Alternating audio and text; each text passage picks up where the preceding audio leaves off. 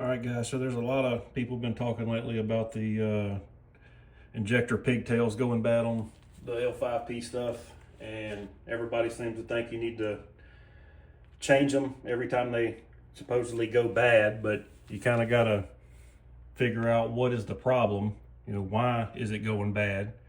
The only issue with them is that inside there, that is the female side of the connection. The injector is the male. So these trucks have a ton of vibration going down the road. And over time, the two female sides in there will loosen up on the connection. So it's basically got like a spade connector deal inside here. So this is the injector side. And there's your pigtail. Tight fit, everything works fine. Over time, with everything moving, doing stuff like this, it'll make that where it's loose to where it just moves freely. As soon as that happens once, twice, 10 times, however many times it happens to take on your truck, it'll let the computer know that it had a misfire and it'll send it into reduced power mode. So everybody always says the fix is new pigtail, but connected onto the factory harness, which is adding 2 more points that can possibly go bad later. So I did this on my very first one when it went bad and did not like adding the extra connections. So I wanted to figure out what was actually the problem. That's what led me to figure out that the female side here inside this pigtail is just loose on your injector, and it makes it think that there's a connection issue, because I mean it is, but it makes it think there's a permanent issue and there's not. So the fix to me, I have a deck screw here that I've sharpened to a point. You can use a pick or whatever you want, but this is harder than a pick, so it doesn't bend as easy. You can take your pigtail and unplug it from the truck, and you can wiggle this on the injector before you take it off, and you can see that it's physically loose. And normally it'll have some soot, black arcing stuff, where it hasn't been making a good connection. And you can take a pick of any kind, put it on the back side of it here, and push it through,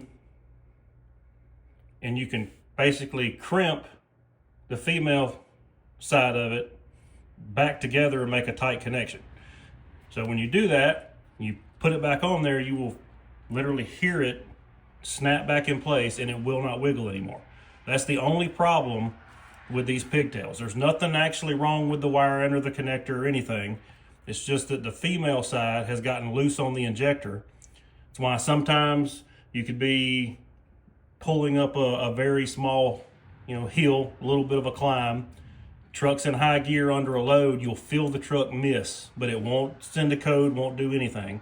That's because you have a pigtail that is not really tight on the injector, but it's not enough to throw a code yet. And then eventually when it gets a bad enough connection between there, it will throw the code and send the truck into reduced power mode, and that'll tell you which one it is, etc.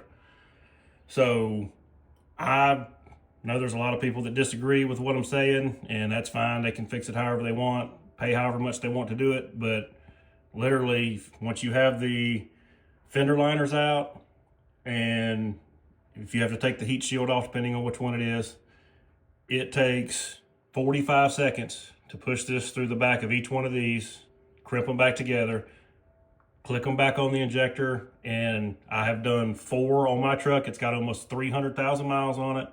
And I have not done the same one twice over the last 150,000 miles.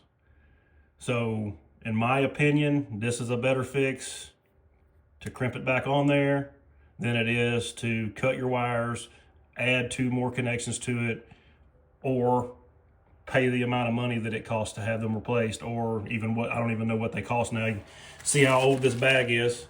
I keep one in my truck just in case I ever have to have one. But this has been riding around in my truck for 3 years, and I'm not going to use it unless I have to, because in my opinion, you're putting the same pigtail back on the truck that you took off, and it's going to happen again. So I don't really see the point in that. So Whether you decide to replace them or find something to fix them with, that's up to you, but it's always better if you understand what is causing the problem before you go through all that. So hope it helps somebody.